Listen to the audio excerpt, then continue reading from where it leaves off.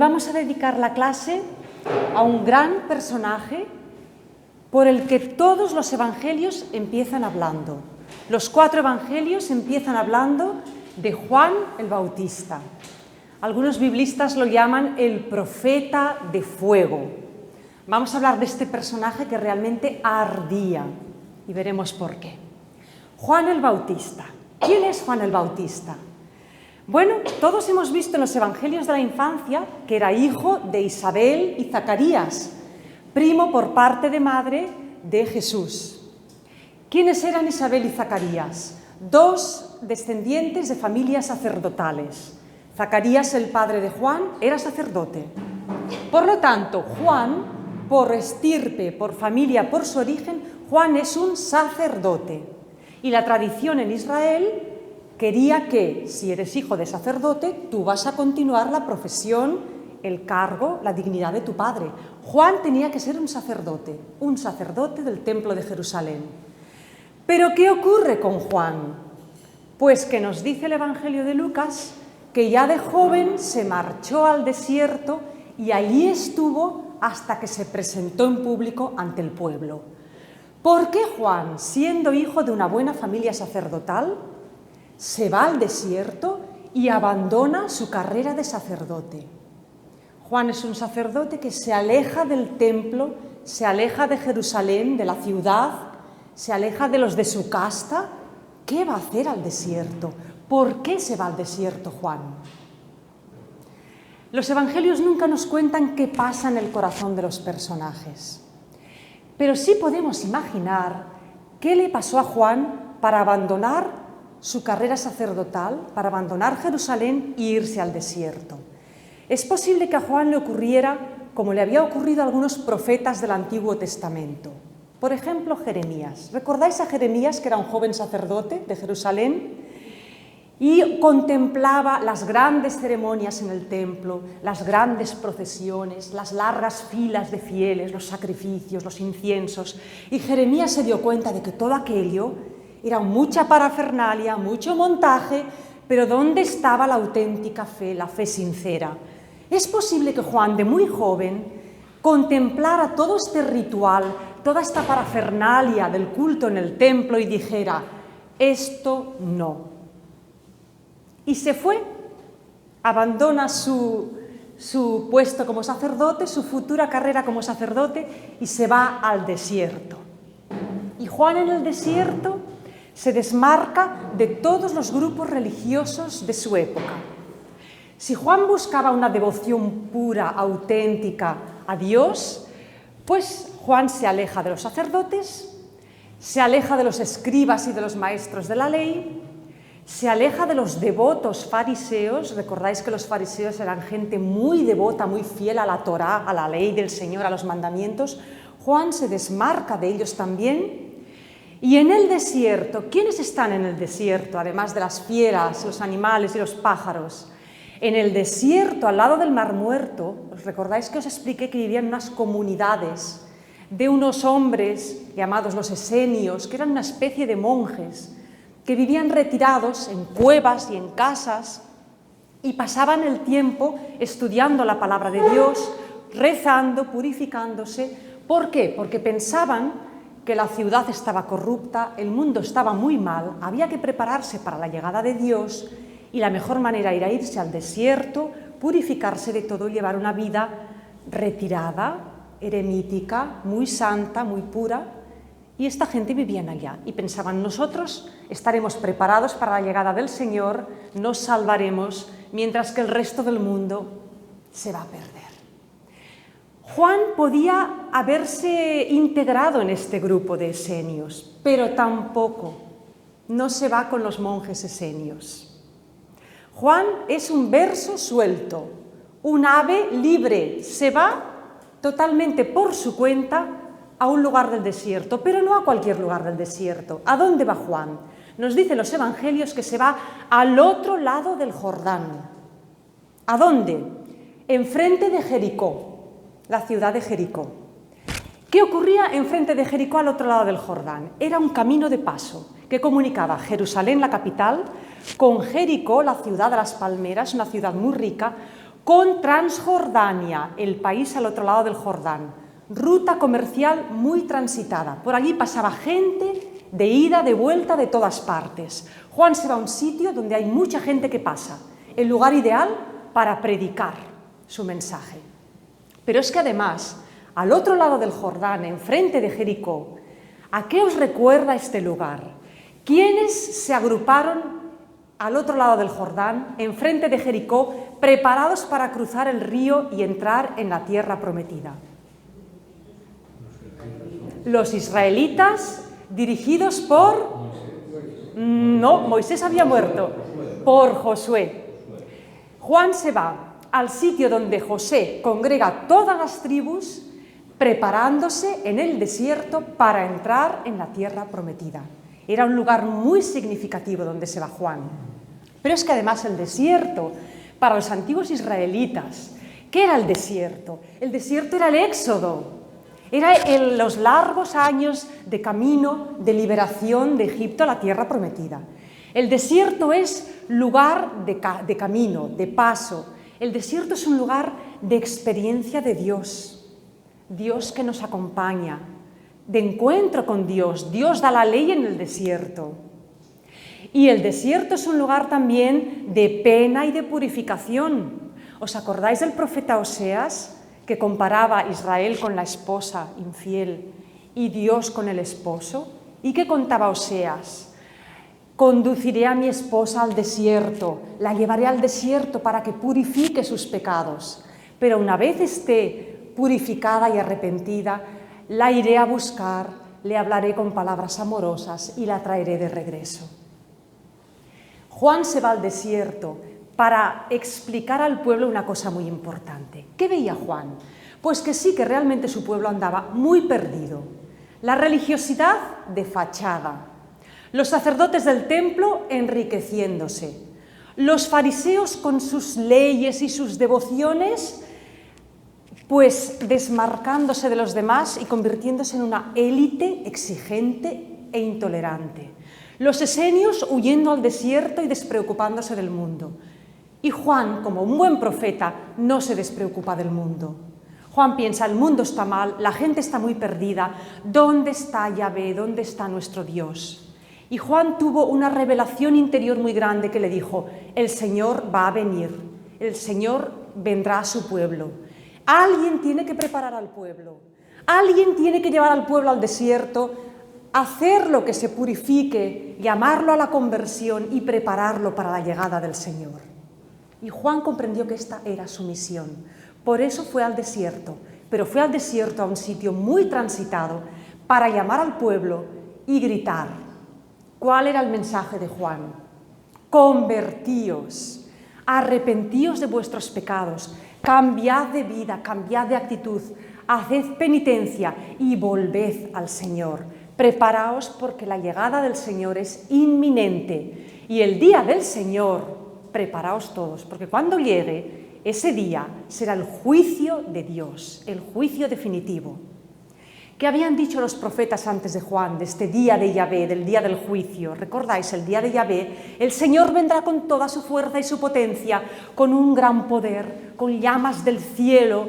¿Y qué hará el Señor cuando venga?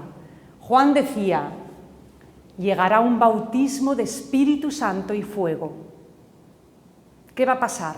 Los justos, los sanos, los arrepentidos, los buenos, recibirán el don del Espíritu y serán salvados. Pero los que no se arrepientan, no se conviertan, no den buen fruto, pues el Señor traerá la hoz como una espada preparada, cortará el grano lo separará, la paja la quemará en un fuego inextinguible, fuego eterno para los que no se conviertan y sean paja muerta. Bueno, con este mensaje que empezó a predicar Juan al otro lado del Jordán, junto al camino, las gentes se quedaban paradas escuchándolo. Y decían, pues tiene razón, se quedaban impresionadas porque Juan hablaba con una energía, con una fuerza, ardía. Y la gente pensaba, aquí tenemos de nuevo un profeta como los antiguos tiempos, porque en Israel hacía por lo menos 200 o 300 años que no se oía la voz de ningún profeta. Desde aquellos profetas de la restauración del templo, recordáis Zacarías, Malaquías, Joel, no se oían voces proféticas en Israel. Y aquí que Juan resucita la voz profética. Y la gente iba en masas a escuchar a Juan. Y entonces le preguntaban, ¿y qué hacemos? Y Juan les decía, pues os tenéis que bautizar en el Jordán, como signo de arrepentimiento, penitencia y purificación. Y esta es una novedad muy grande de Juan, el bautizo en el Jordán. Por eso aquí os he dibujado el río Jordán. Juan estaba a las orillas, a la vera del camino, preparando el camino al Señor y predicando un bautismo de conversión en el Jordán. Mirad, el agua, como señal de purificación, es un elemento que está presente en todas las culturas antiguas.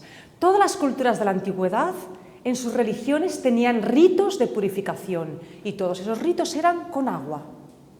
En Israel, los fariseos estaban todo el día lavándose y lavando sus cacharros con agua.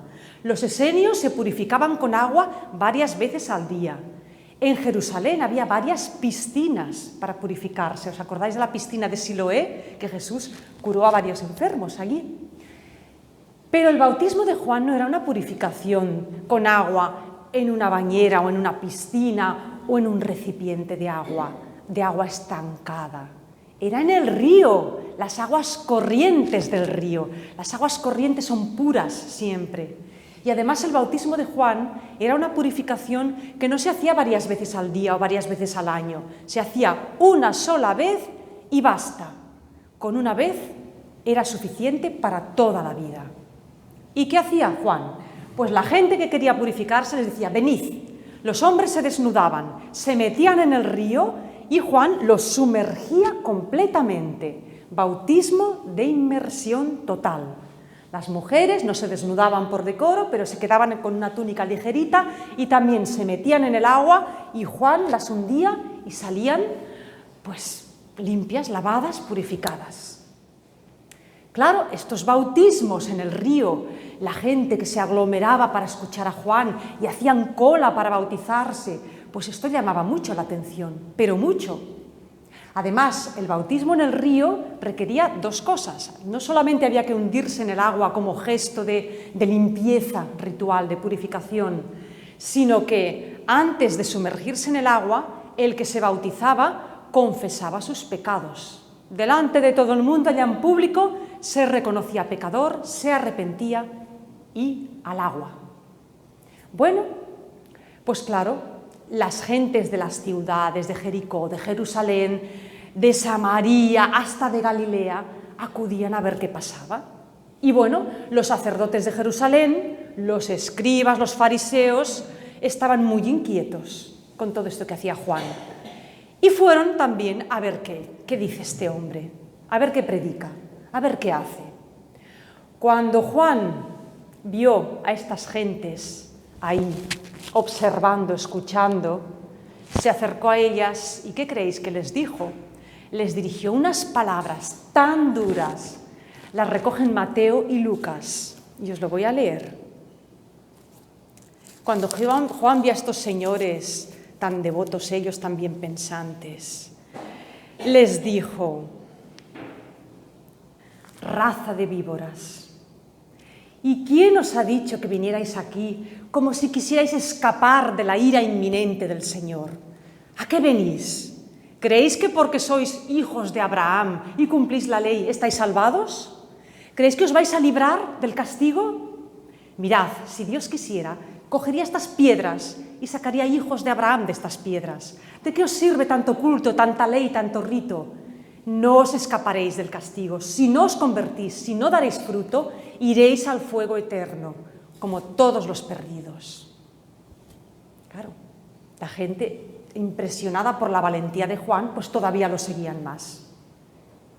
Bueno, Juan despertó tanto entusiasmo y tanta atención que pronto se rodeó de un grupo de discípulos. Juan no estaba solo. Esos discípulos eran hombres inquietos que le dijeron, Juan, queremos estar contigo, queremos aprender, queremos ayudarte. Y estos discípulos se quedaron a vivir pues cerca de donde estaba Juan, en el desierto, en cuevas, en tiendas de campaña, en cabañas. Posiblemente ayudaban a Juan a bautizar con todo el gentío que iba al río. A lo mejor también le buscaban recursos para comer, para mantenerse. A Juan todo esto no le importaba. Nos dicen los evangelistas que Juan iba vestido con piel de cabra o de camello. O sea, no llevaba ropa de lana ni confeccionada, piel de animal, lo más primitivo. ¿Y qué comía? Saltamontes y miel silvestre, que es lo que se encuentra por el monte.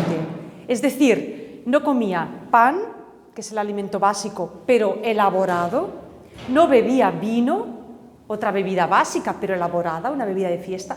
Comía lo que encontraba y se vestía con lo que encontraba. Significa esto que a Juan los bienes materiales, la manutención, no le importaba. Su vida era su mensaje y transmitir el mensaje al pueblo. Estaba tan encarnado en su misión que no le preocupaba nada más. Claro, una persona así es muy coherente. Claro que atrae discípulos y atrae gente. Porque decían, este hombre predica y hace, vive entregado a su causa. Y esto atraía mucho. Por eso la gente consideraba a Juan un gran profeta. Incluso los poderosos. Recordáis que todo el país de Israel estaba dividido en varias zonas, todas bajo el Imperio Romano, pero había una zona que la gobernaba Poncio Pilato, el gobernador romano, y otra zona el rey Herodes Antipas, el hijo de Herodes el Grande. Bueno, pues la zona donde estaba Juan, al otro lado del Jordán, era jurisdicción del rey Herodes, igual que Galilea. El rey Herodes oyó hablar de Juan y le caía como simpático incluso Juan. Incluso parece que alguna vez lo fue a escuchar y pensaba, este hombre es un gran profeta. Pero luego veremos que Juan se va a enfrentar a Herodes muy pronto.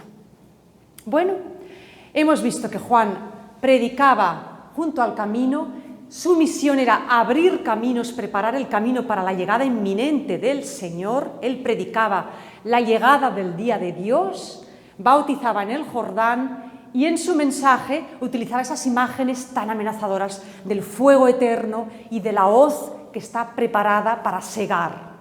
Y a la gente la comparaba pues con las espigas. Os va a segar el día del Señor con su hoz.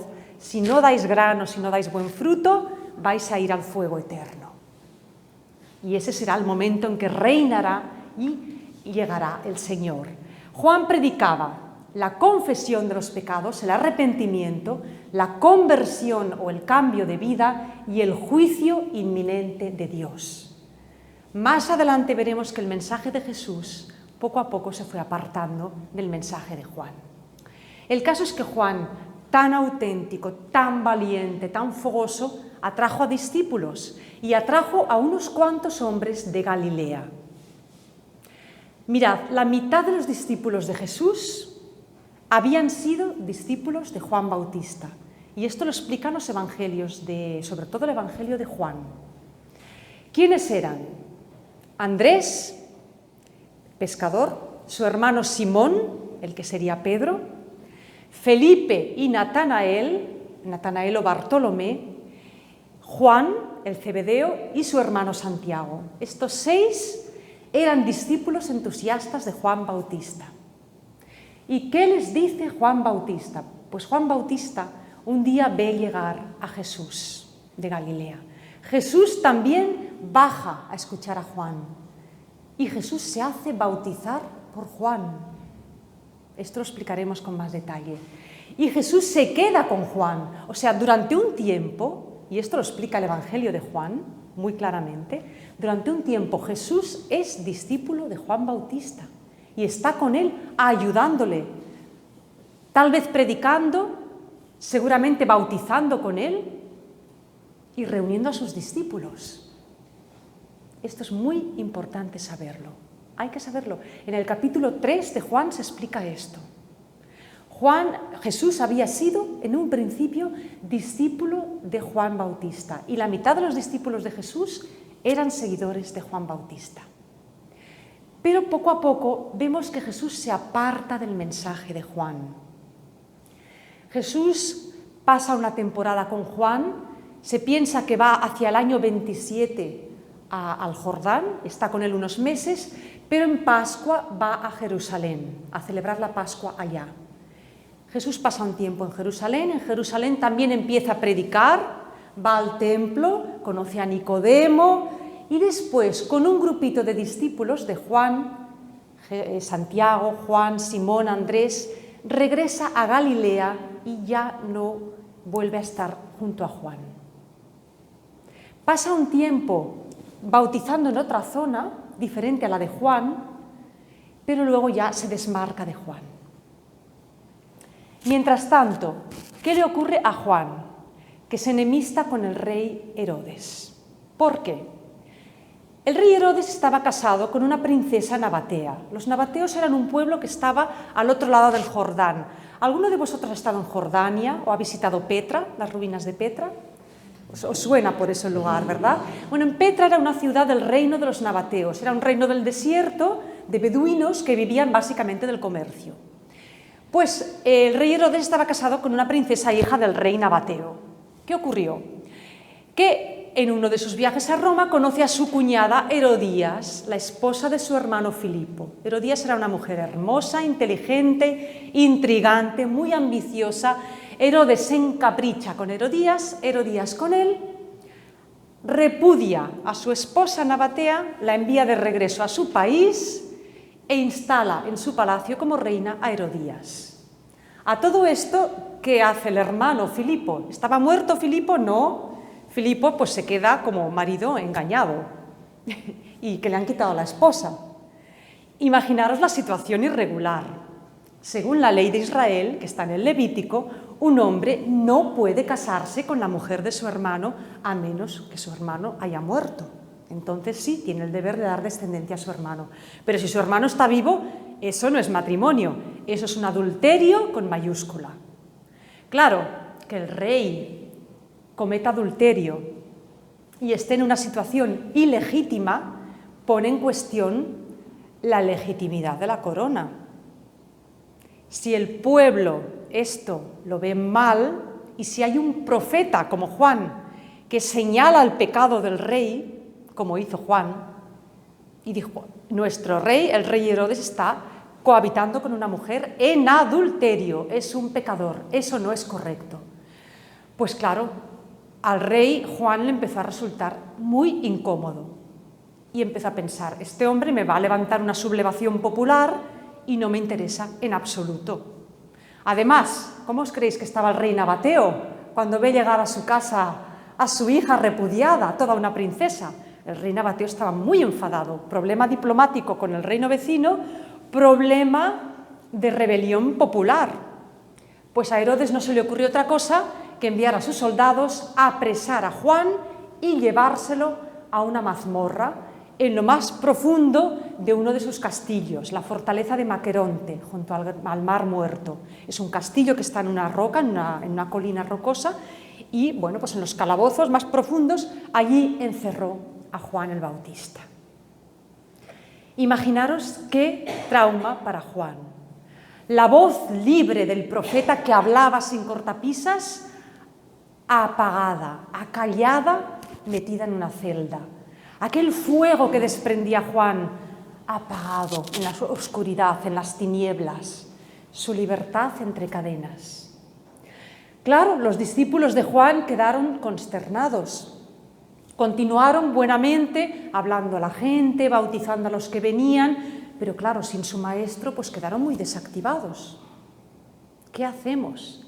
Y además, por aquel tiempo, pues Jesús, al saber que Juan había sido apresado, en vez de continuar Jesús bautizando en otro lado del Jordán, se retiró prudentemente a Galilea para no ponerse bajo las zarpas de Herodes. Porque claro, si Jesús, que todavía no había empezado su gran misión, ya Herodes lo persigue y lo aprisiona, ¿qué iba a hacer Jesús?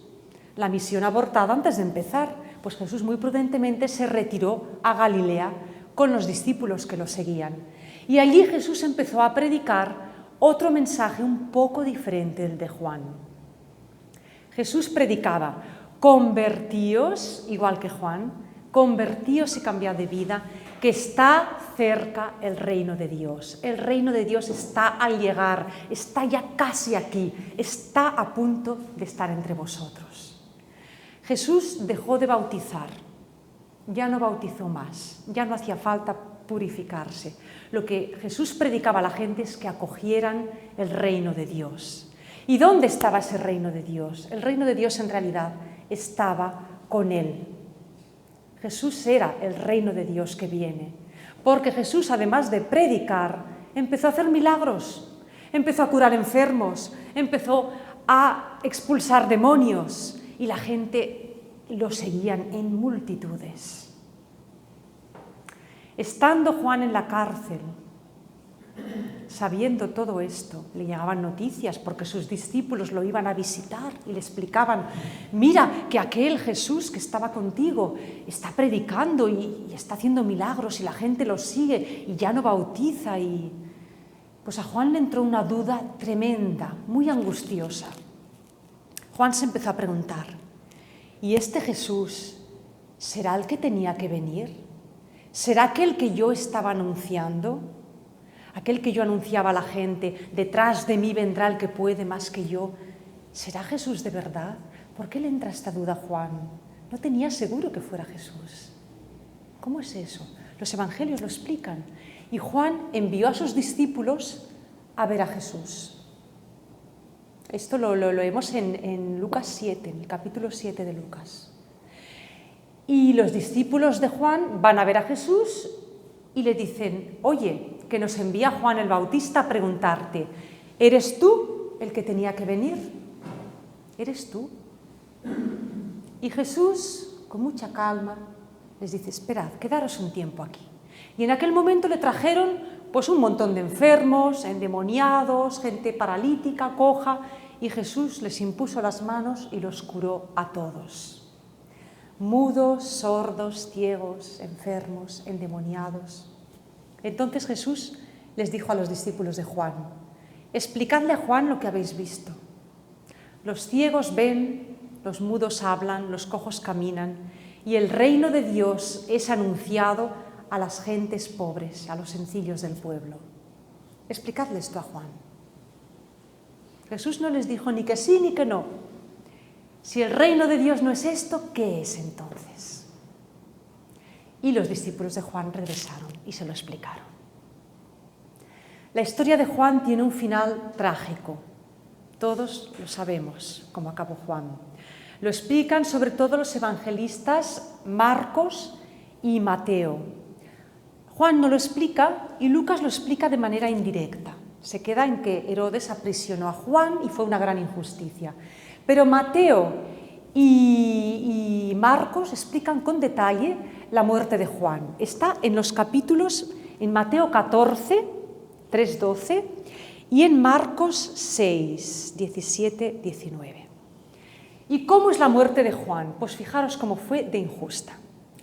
Herodes celebraba su cumpleaños, su aniversario, en el castillo de Maqueronte, y para congraciarse con los nobles de Jerusalén y de Galilea y de la región y con los militares que le servían, pues los invitó a todos a una gran fiesta en su palacio.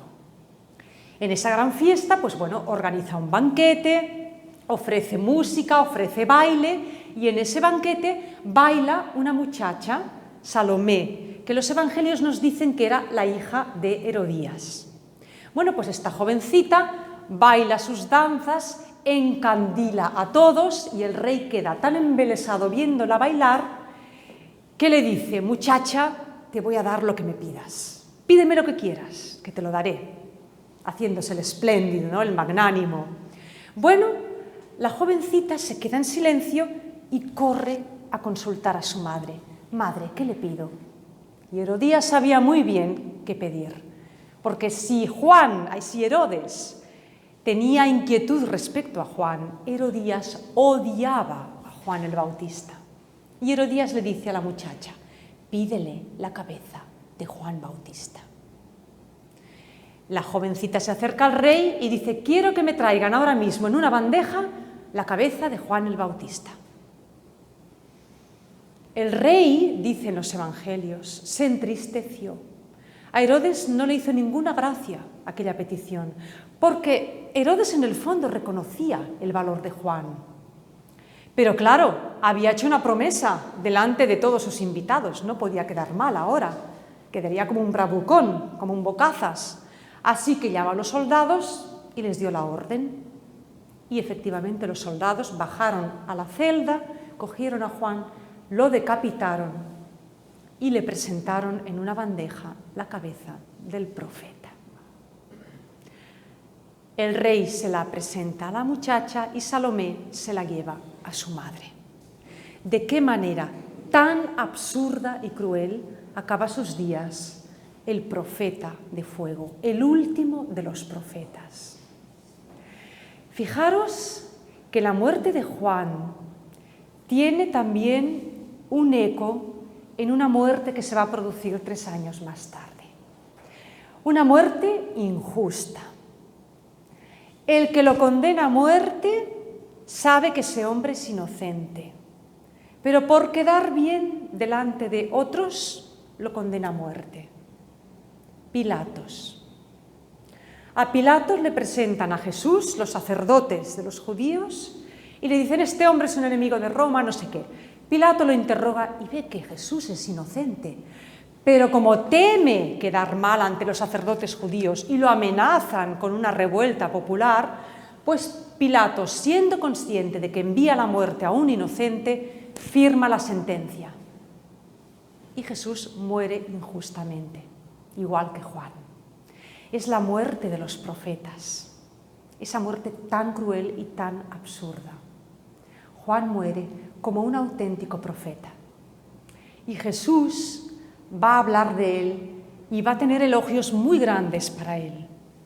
Va a decir: entre todos los nacidos de mujer, no hay ni uno que sea más grande que Juan el Bautista. Juan ha sido el último y el mayor de los profetas. Ahora bien, en el reino de Dios, en el nuevo reino que ahora empieza, Juan es todavía el más pequeño. ¿Por qué dice eso Jesús? Porque mirad, el reino de Dios que trae Jesús no es un reino de juicio, fuego y condenación.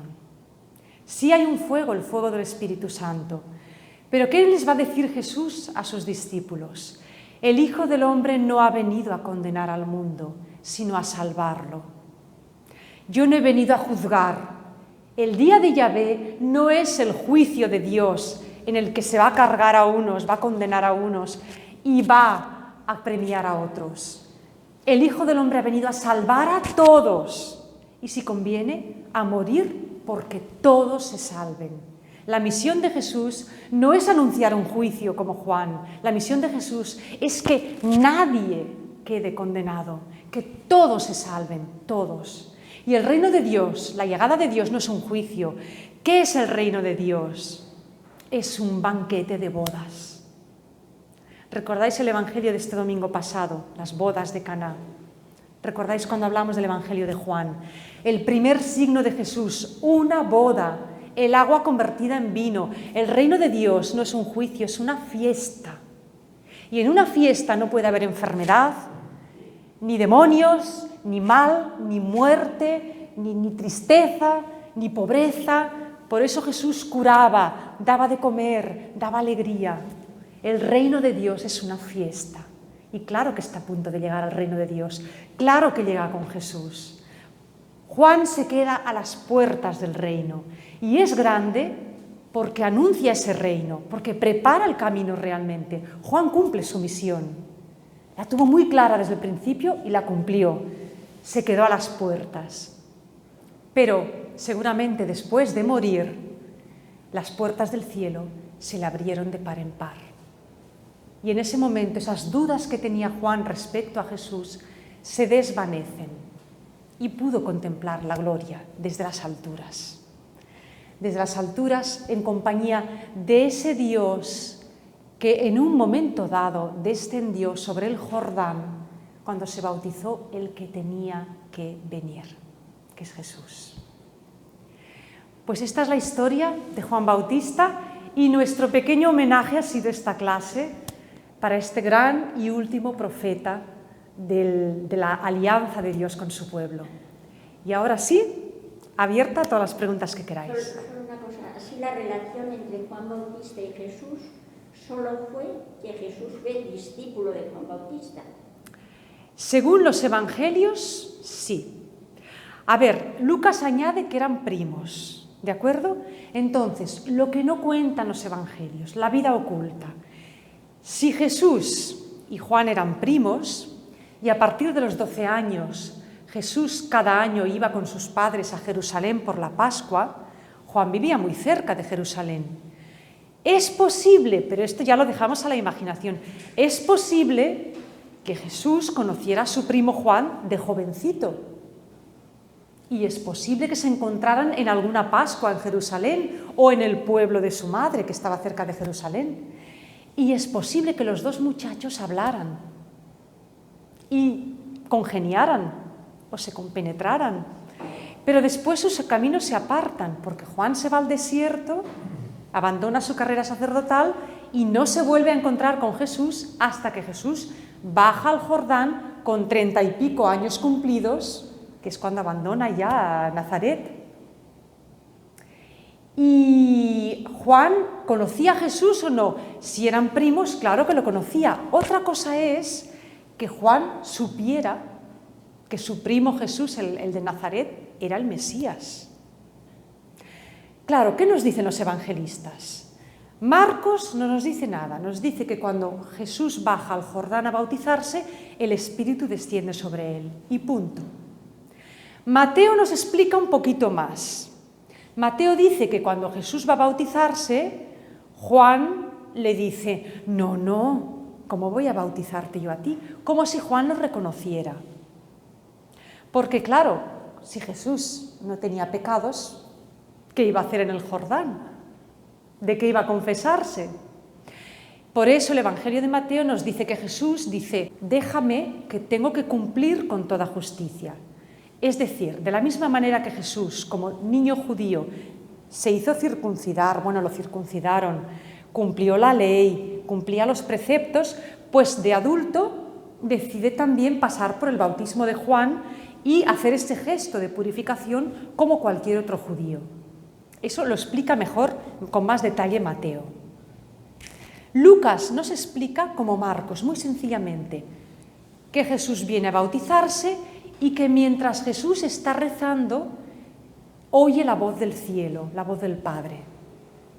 Pero luego Lucas, qué curioso, nos explica esto de los discípulos de Juan, que Juan dudaba de si Jesús sería el Mesías o no. Y en cambio el Evangelio de Juan, de San Juan Evangelista, nos explica otra historia muy diferente. San Juan Evangelista nos habla que sí, que los discípulos de Juan, entre ellos estaban pues Santiago, Simón, Andrés, Felipe, que Jesús estaba con Juan en el Jordán, pero también nos explica el Evangelista que Juan señala a Jesús a sus discípulos y les dice, mirad, este es el Cordero de Dios. ¿Por qué este es el único evangelio que cuenta eso? No lo sabemos, sabemos que Juan es un evangelio que se escribió mucho más tarde. A lo mejor es porque el evangelista Juan quería clarificar a sus lectores, distinguir muy bien que Juan es un profeta, pero que el enviado de Dios, el Mesías, no es Juan, sino Jesús.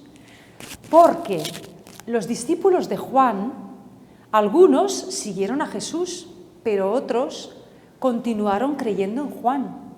Y pasados los años, incluso después de la muerte y resurrección de Jesús, algunos discípulos de Juan seguían pensando que el verdadero profeta era Juan, incluso que tal vez el Mesías era Juan. Entonces, el Evangelio de San Juan quiere aclarar esto. Por eso insiste tanto en que el Cordero de Dios es Jesús, el verdadero Mesías es Jesús y Juan es el precursor, el que prepara, el que viene antes. Todos los evangelios lo dicen, el que viene antes es Juan y Juan es un gran profeta, pero sobre todo el Mesías es Jesús. Pero es mayor, Juan es mucho mayor que Jesús. Es del mismo año, nacieron el mismo año, pero se llevaban unos meses, 6 meses de edad. Sí, sí. Según el Evangelio de Lucas eran de la misma edad, más o menos, 30 y tantos años. Claro, en aquella época un hombre con 30 y tantos era un hombre maduro, pero para nosotros pues era más joven que todos nosotros. Y los seguidores de Juan Bautista, cuando lo meten en la cárcel, quedan absolutamente desamparados hacia la parte de Jesús, digamos. Algunos siguieron a Jesús, otros siguieron bautizando en el Jordán, pero claro, cada vez fueron perdiendo fuerza. Se ve que un grupito continuó durante bastantes años y a lo mejor pues continuaban creyendo que llegaría el Mesías, que llegaría el Señor y continuaron pues eso con una vida pues muy ascética o muy...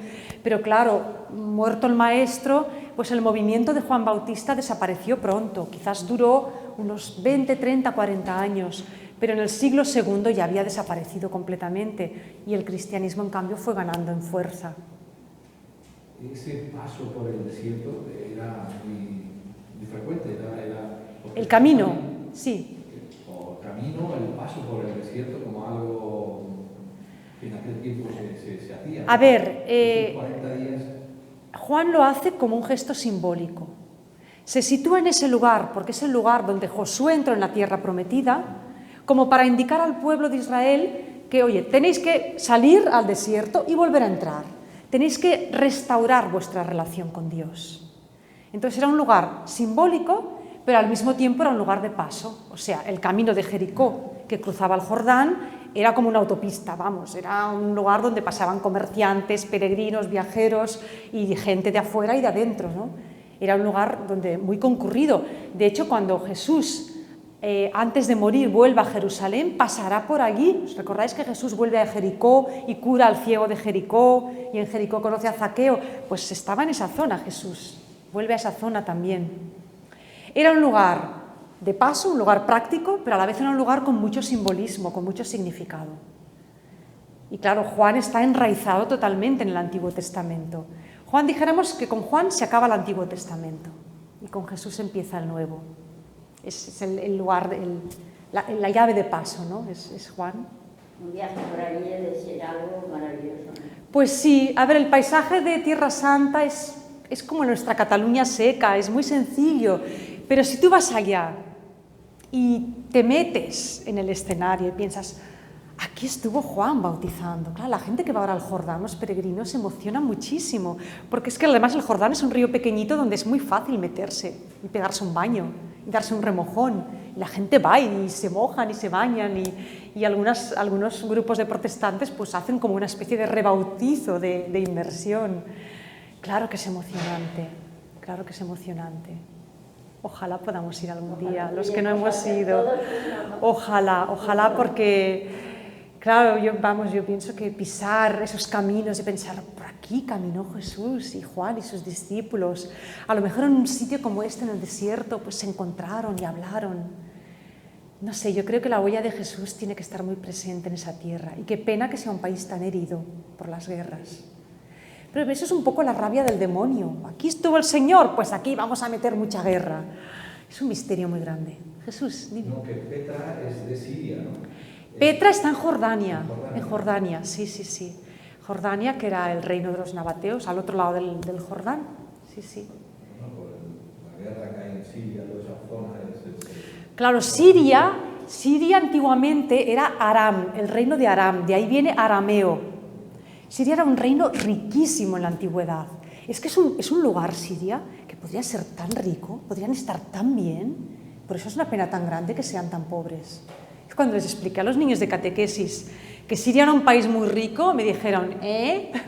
Porque claro, la gente de hoy, Siria, ¿qué piensan? Pobreza, guerra, hambre, problemas, refugiados, o bueno, exiliados, ¿no? Pero Siria era un lugar muy rico porque además era un país que estaba entre Mesopotamia, el Tigris y el Éufrates, los imperios asirio y babilonio, y entre el Mediterráneo. Entonces, claro, todas las rutas comerciales pasaban por allí. Luego, Siria es un país muy llano, está regado por grandes ríos, riqueza agrícola, riqueza comercial, riqueza agrícola. Claro, era un país muy poblado. ¿Por qué creéis que en Tierra Santa se acabó hablando el arameo? Porque había muchísima gente en Siria. O sea, cuando los asirios conquistaron toda aquella zona y se llevaron a los judíos deportados, ¿Con quién repoblaron aquella zona? Con sirios, porque había sirios por todas partes. Y claro, ellos llevaron su idioma y su cultura.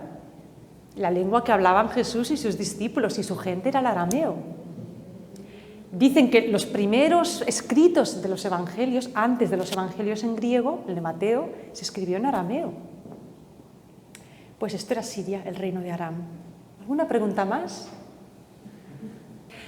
La semana que viene veremos el bautismo de Cristo en detalle. Hoy ya hemos hablado un poquito, pero lo vamos a ver en más detalle. Y bueno, lo que sigue después. Jesús en el desierto. ¿Qué pasó en el desierto?